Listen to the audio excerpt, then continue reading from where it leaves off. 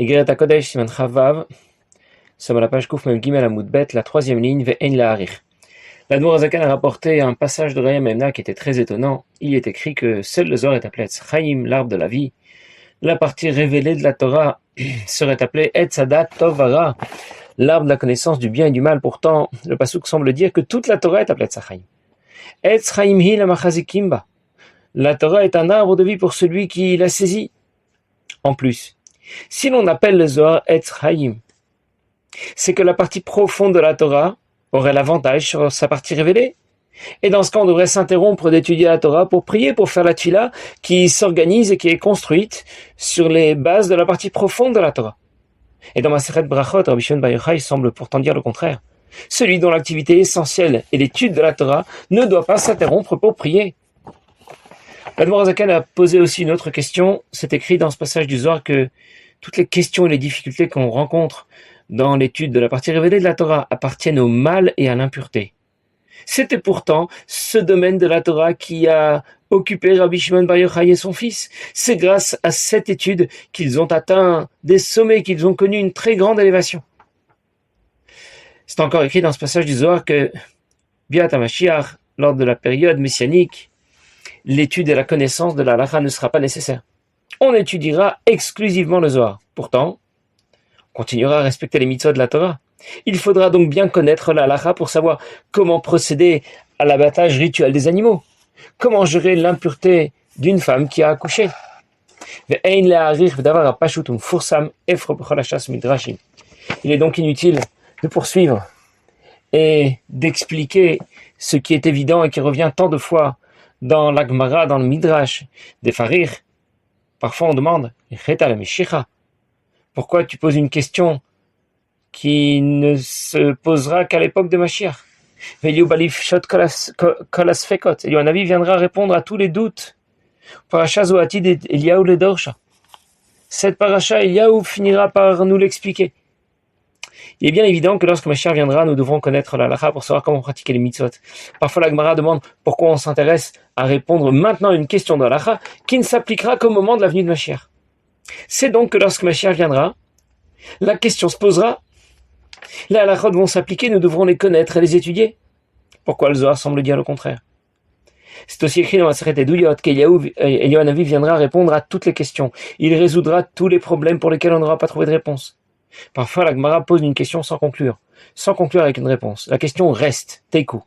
Mais Teiku, c'est aussi les premières lettres de Tishbi et Taretz Kushod et Bayot. Eliyahu Hanavi, Eliyahu Tishbi, Eliyahu Hanavi va répondre à toutes les questions et toutes les difficultés. Dans Masechet Melachot, c'est encore écrit que lorsque Mashiach viendra, Eliyahu Hanavi va commenter et expliquer un certain passage, certaines parachas. Conclusion. Quand Mashiach viendra, nous devrons connaître et étudier la halakha.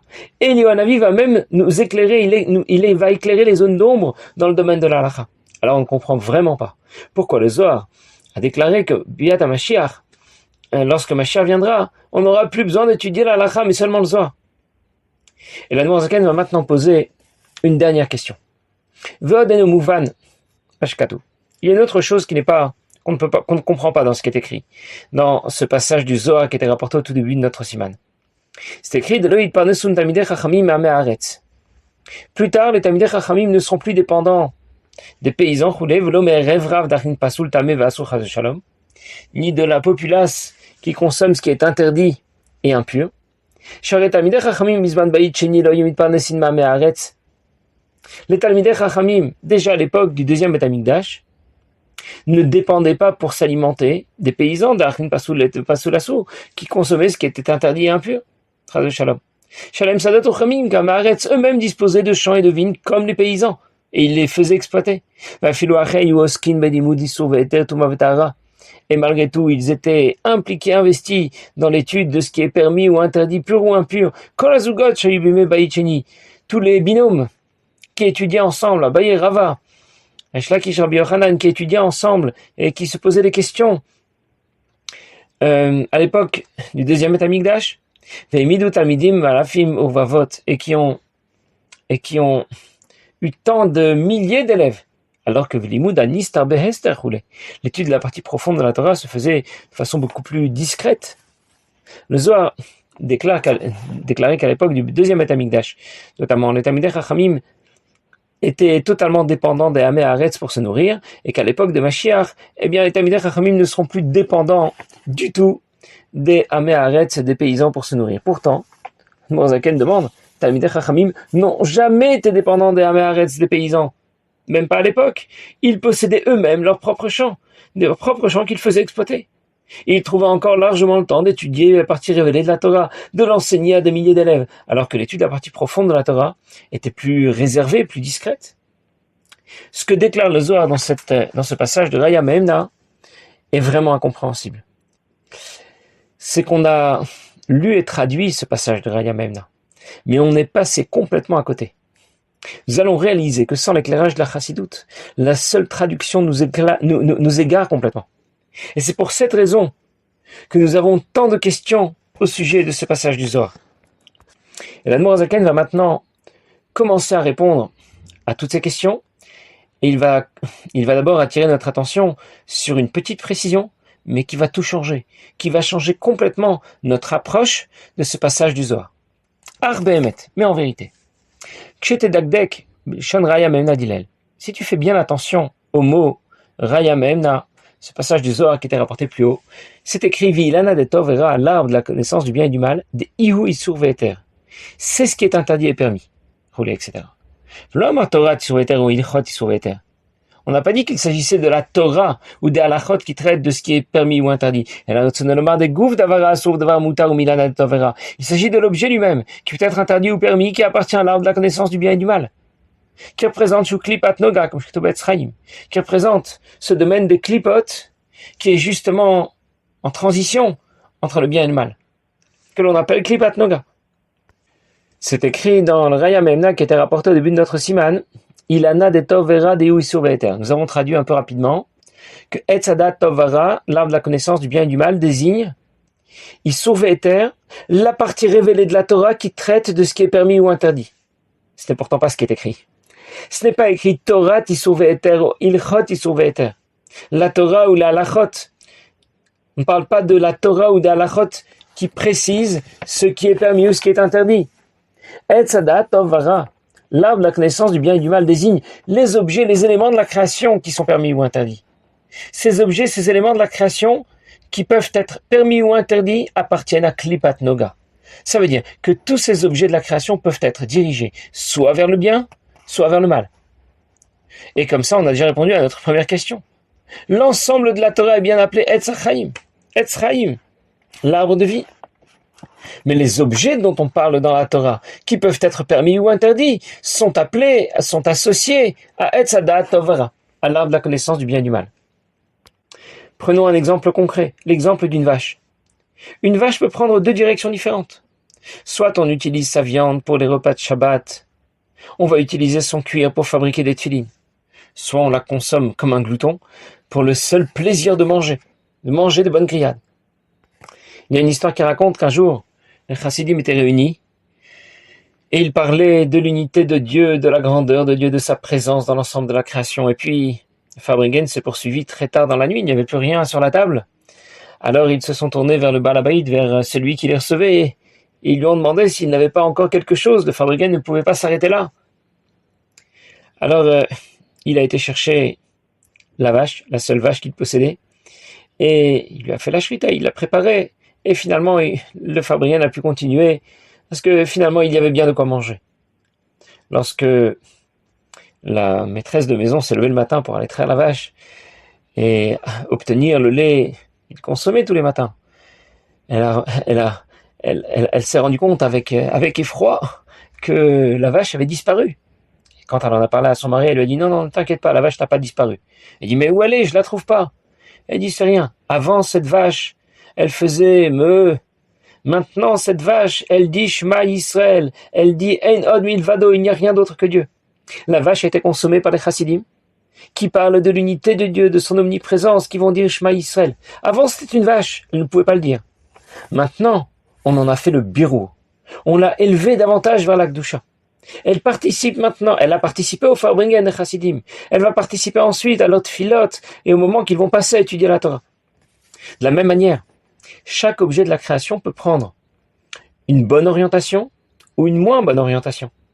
On dira de ces éléments qu'ils sont assour ou moutar. On a traduit interdit ou permis. Mais on peut aussi traduire prisonnier, assour, ou libéré, moutar. Un objet interdit, assour, ne peut pas être utilisé ou consommé parce qu'il est impossible de l'élever vers l'Akdusha. Il est assour bidei chitzonim, ça veut dire prisonnier du domaine des clipotes. Cet objet n'était pas interdit parce qu'on a voulu te frustrer, mais parce qu'il est retenu dans la zone des clipotes et que tu ne peux pas l'élever vers l'Akdusha.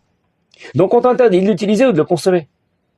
Un objet permis, un objet moutar, peut être utilisé ou être consommé, parce qu'il est possible de l'élever vers l'Akdusha. Il n'est pas assour bidei chitzonim, il n'est pas prisonnier du domaine des clipotes. Tu peux donc l'utiliser, tu peux utiliser cet objet ou le consommer, parce qu'il n'est pas retenu dans cette zone des clipotes. Tu peux l'élever vers l'Akdusha. Dans les mots, vezeu lashon assour, c'est ce que veut dire le mot assour. Interdit, prisonnier. Chaque klipa shorala veno yachol alot le malak dvar mutar. Les clipotes, les domaines des clipotes résident ici sur lui et le retiennent prisonnier et ne lui permettent pas de s'élever comme ce serait possible pour un objet permis et libéré. Dainu sheinu kashu vasu bi klipa. Cet objet mutar, libéré, n'est pas prisonnier du domaine des clipotes. Il pourra donc rejoindre l'Akdusha, s'élever lorsque quelqu'un va le consommer avec l'intention adéquate. Je vais y revenir tout de suite. Vegam bistam, et même s'il le consomme simplement, sans avoir vraiment développé une intention adéquate. Kol adam ha'oved Hashem, shebekoach ha'achila ha'ilomed u'mitpalel Hashem, tout celui qui va s'engager au service de Dieu, et qui va utiliser la force et l'énergie que cet aliment lui a apporté, pour prier ou pour étudier, u'mitpalel Hashem, lomed u'mitpalel Hashem, ve'nimtza shene'asu otiyot ha'torah va'atfila olel Hashem. Alors, d'où vient l'énergie qui a permis à cet homme de prononcer les mots de la Torah qu'il étudie, ou de la tfila qu'il est en train de prononcer, et qui s'élève vers Akadosh Baruch Hu? Cette énergie lui vient de l'aliment qu'il a consommé.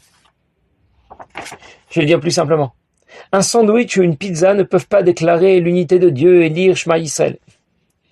Mais quand ils vont être consommés par un juif, ils vont lui apporter de l'énergie nécessaire pour qu'il puisse dire ensuite Shema Yisrael.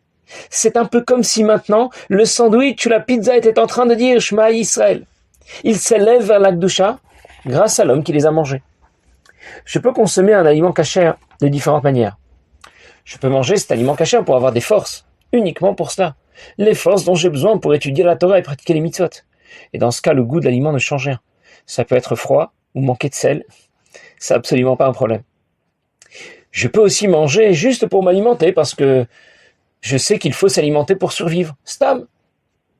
Ou bien, je peux manger seulement pour le plaisir d'avoir le ventre bien rempli, le plaisir que m'apporte le bon goût de cet aliment. Si j'ai consommé un aliment uniquement pour servir Dieu, cet aliment rejoint immédiatement l'Akdusha. Si j'ai consommé un aliment simplement pour m'alimenter, stam, cet aliment reste en attente, en stand-by. Et quand je vais une prochaine fois étudier la Torah ou pratiquer les mitzvot, grâce à l'énergie que m'a apporté cet aliment, il rejoindra alors le domaine de l'Akdusha. Si j'ai consommé cet aliment kasher uniquement pour le plaisir, cet aliment rejoint directement la zone des klipotes, de ce qui s'oppose à l'Akdusha. Il s'y engouffre. Cet aliment est celui qu'il consomme. Ils sombrent ensemble dans les shalosh klipot atmeot, dans le domaine des klipotes, le plus profond, le plus sombre, le plus impur. Mais, parce que cet aliment était kasher et permis, une tchouva basique permettra déjà de récupérer ce qui a sombré et de sauver la situation.